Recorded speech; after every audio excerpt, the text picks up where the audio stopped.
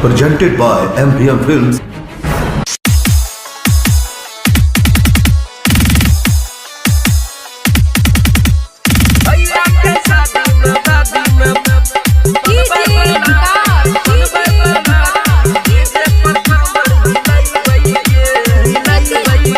MVM Recording Studio बनमन की भैया के शादी में बनबै बराती डीजे पर कमर हिलाई भैया।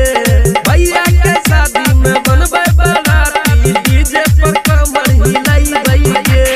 डीजे वाला जखनी डीजे बजाई तो नाचल छोड़ी आई डीजे वाला जखनी डीजे बजाई तो नाचल छोड़ी आई भैया के शादी में बनबै बराती डीजे पर कमर हिलाई भैया।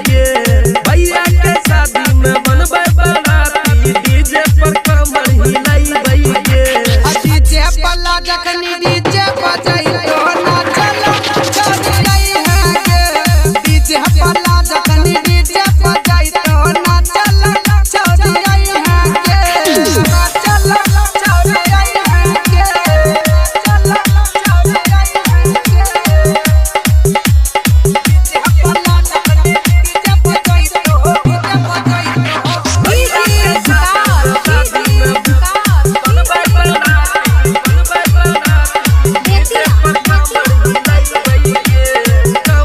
MVM Recording Studio बनमन की होठवा में लाली लगई है कानवा में बाली गे तो देखती सुन के जानी दिल चाहत खाली गे दिल चाहत खाली गे होठवा में लाली लगई है कानवा में बाली गे तो देखती सुन के जानी दिल चाहत खाली गे बउआ के पायल करे छौ घायल छम छम पायल बजई है गे।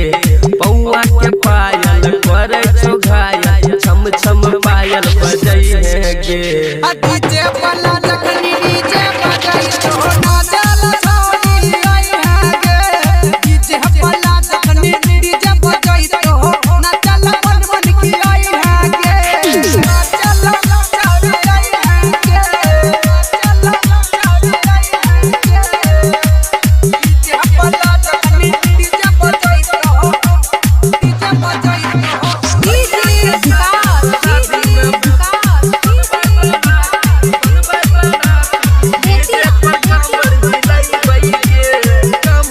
MVM Recording Studio बनमन की तोर हमरो शादी होते तारे बरदास गे।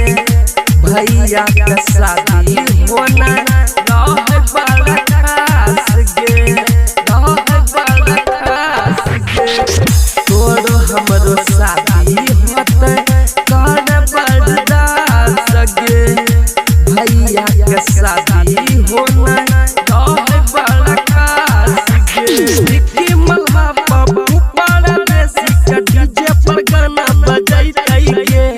विक्की मल्हा पप्पू परदेसी का डीजे पर गाना बजाई गे।